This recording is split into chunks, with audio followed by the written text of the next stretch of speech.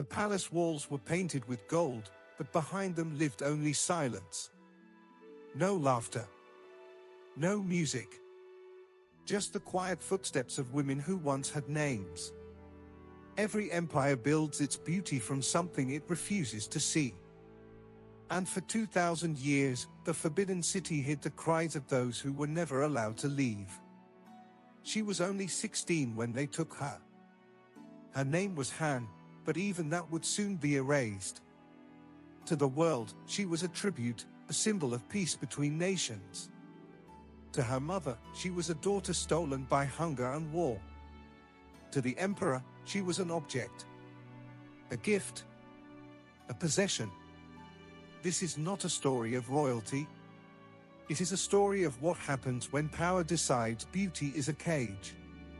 Stay with us till the end for valuable insights. Like, subscribe, and share to support the channel. The morning she was taken, the air smelled of wet earth and wood smoke. Han's mother stood outside their small home, clutching the edge of her daughter's sleeve as if holding on could stop the world from moving. The soldiers didn't shout. They didn't need to. The sound of their boots was enough. Han's mother couldn't write her own name, so when the official handed her the paper, she pressed her thumb into the ink and left a trembling mark. That mark was her goodbye, one less mouth to feed, one more wound to live with. The carriage waited with its doors open like a mouth. Inside, there were no windows. Just darkness, straw, and silence. 15 other girls sat inside, knees pressed together, eyes wide. None of them spoke.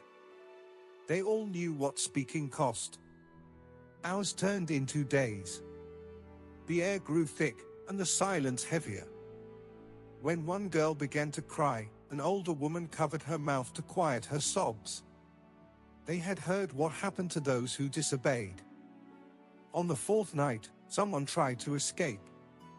She managed to open the small hatch in the roof and jumped into the darkness. For a brief moment, the carriage stopped. The soldiers dragged her back, her hand crushed between the iron wheel and the stones. She died 3 days later. They left her body by the roadside. After that, no one spoke again. Han tried to count the days by the rhythm of the wheels, but time lost its shape.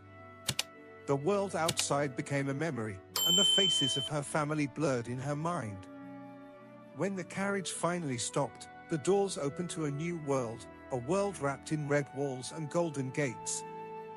The Forbidden City. The girls were led out one by one. The light was blinding after so many weeks in darkness. Han squinted at the sky, her last glimpse of freedom. The gates closed behind her with a sound like thunder. In that moment, she understood something she could not yet name. This was not the beginning of a new life. It was the end of being human. They told her to kneel. Not just once, over and over again, until her knees went numb and her body forgot what standing felt like. The first rule Han learned was silence. Words were dangerous here. Even memories could be punished. When a girl whispered her mother's name in her sleep, she was dragged out before dawn and beaten with bamboo rods until the sound of her voice was gone. The second rule was obedience. Their hair was cut short, a sign of shame in both Chinese and Korean tradition. The locks fell to the floor like the last traces of their old selves. Then their names were taken. Han became number 6. The officials said names belonged to people, and they were no longer that. For days, they were not allowed to look at the sky. They were told the heavens belonged to the Son of Heaven alone. The girls slept in long barracks, 20 to a room, with no windows and no lamps after nightfall. Every morning before the sun rose, the eunuchs banged their sticks on the doors, a hollow sound that meant wake up, kneel, begin again. They learned how to bow, how to walk, how to breathe without being heard. They practiced for hours until their legs shook and their eyes blurred. If one made a mistake, the others paid for it. Bruised legs became normal. Pain became language. Once, Han tried to hum a lullaby her mother used to sing. A soft sound, barely more than a breath. A guard heard it. That night, Han knelt in the courtyard for hours, her hands tied behind her back. The ground was so cold that her skin stuck to the stone. By morning, her voice was gone too. At night, the girls whispered stories about the emperor. Some said he was kind. Some said he didn't even know they existed. The older ones said it didn't matter, kindness and cruelty were the same thing when you lived behind those walls. Weeks became months. The girls forgot the taste of rice cooked by loving hands.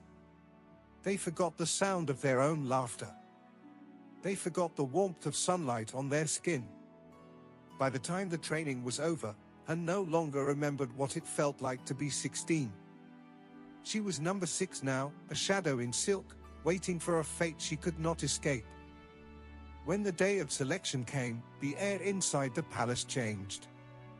It smelled of fear and perfume, a strange mix of flowers and sweat. The women lined up in long rows, their silk robes brushing the floor, heads bowed low enough to see only their own hands. The emperor never came himself. He didn't have to. His presence arrived on carved wooden tablets, each bearing a woman's painted likeness and a name she no longer recognized. A chief eunuch carried the tray of tablets into the emperor's chamber, and with one careless gesture, a single finger pointing, he decided who would live a night and who would wait another year in silence. Han stood among hundreds of others. She didn't dare breathe. When her name was not called, a strange mix of relief and shame filled her chest. Relief that she would not be taken tonight. Shame that she still wanted to be seen. Because to be chosen meant survival. And to be ignored meant vanishing slowly, body, mind, and name fading together. The women who were chosen were carried away wrapped in silk, only their faces uncovered. The eunuch said it was for safety, so no weapon could be hidden beneath. But everyone knew the truth, it was to remind them they were property, to be delivered like offerings. Those who remained were sent back to their rooms, to wait again. The waiting was endless. They whispered about the ones who never returned, girls who had angered the emperor, who had aged, who had been forgotten. Some were said to be locked away in distant wings of the palace, their windows sealed with bricks so no one could hear them. Food grew scarce. The guards stole from their rations. The low-ranking concubines received bowls of rice so thin it was almost water. Han's ribs began to show. Her skin turned pale as paper. At night, she would watch the moonlight spill through the cracks in the shutters and imagine it was her mother's hand reaching for her. She would whisper to that light, though no one could hear. Years passed this way. She saw new girls arrive, their faces fresh with hope, hope that would rot quickly in the shadows of the red walls. Han learned the truth then. The emperor did not need to visit them to control them. His absence was enough. By her 4th year in the palace, Han had learned that the greatest danger did not come from soldiers or guards. It came from the other women. The Forbidden City was more than a prison. It was a battlefield. Hundreds of concubines, all trapped behind the same red walls, all competing for one man who rarely remembered their faces. And in that silent war, kindness was a weakness. The first lesson came when one of the younger girls shared her food with a sick friend. The next morning, both bowls were found filled with shards of porcelain. Someone had crushed a broken dish and mixed it into their rice. The sick girl died that night, blood on her lips. The other was taken away for questioning and never came back. After that, no one shared anything. Rumors moved faster than footsteps. A single whisper could destroy a life. Some women bribed eunuchs to remove their rivals' tablets from the selection trays. Others spread lies that a certain concubine had insulted the empress or had been cursed. The palace was built on deceit, and each woman learned to smile with poison hidden behind her teeth. Han tried to stay invisible. She kept her head low, her voice soft, her thoughts hidden. But even silence had its risks. To be too quiet meant suspicion. To be too kind meant weakness. To be too beautiful meant danger. There was no right way to exist here. Only a slower way to die.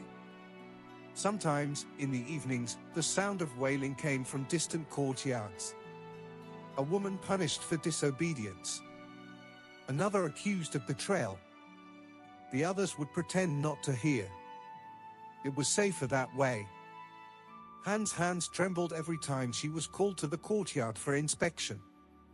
The eunuchs checked their bodies for bruises, for scars, for signs of aging. Too thin, one of them said once, his voice flat. Not fit for service. She was given extra food for a few days, and then forgotten again. The palace seasons changed, spring flowers, summer heat, autumn leaves, winter frost, but inside those walls, nothing ever truly changed. Every sunrise brought the same fear, that today might be the day someone decided your time was over. Han no longer prayed for freedom. She prayed only to wake up tomorrow. It began with a whisper. One of the emperor's favorite concubines was found dead in her chambers, her lips blue, her hands folded as if she had been praying. The court said it was poison. The servants said it was love. The rumor spread like smoke. She had taken her own life after an affair with a eunuch. Worse, they said the reason was that the emperor could no longer please her. When those words reached him, the Son of Heaven lost his mind. That night, torches burned through the courtyards of the Forbidden City. Han woke to the sound of shouting and the heavy beat of drums. Soldiers flooded the women's quarters. They dragged concubines from their rooms, some screaming, some silent. No one knew who was guilty. No one dared to ask. The emperor ordered a cleansing. Not justice. Not truth. Silence. By dawn, the palace reeked of blood and smoke. The red walls had turned darker, soaked in the lives of those who had once knelt beneath them. 2,000 women were killed, concubines, servants, cooks, even children. The emperor said they had sinned against heaven. But everyone knew he only wanted to erase the shame that rumor had carved into his pride. Han hid beneath her bed as footsteps passed outside her door. The screams lasted all night, high, sharp, endless. She pressed her hands over her ears, but still she heard them. Still she sees them, even years later, every time she closes her eyes. When the sun rose, the courtyards were silent again. The bodies had been taken away, and the soldiers washed the stones with buckets of water. But the stains never fully faded. Later, a surviving servant whispered to Han that those who died were not given graves.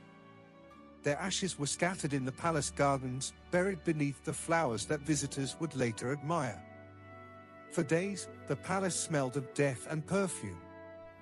The eunuchs said prayers for the emperor's peace, but the women knew peace was a lie.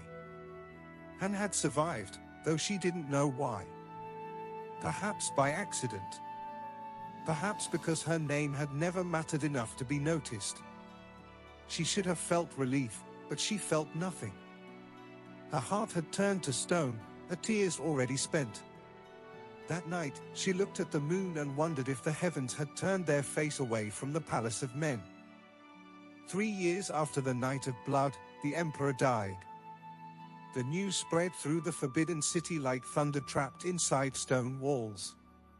The women were told to mourn him, to cry loudly enough for heaven to hear. But most of them had no tears left.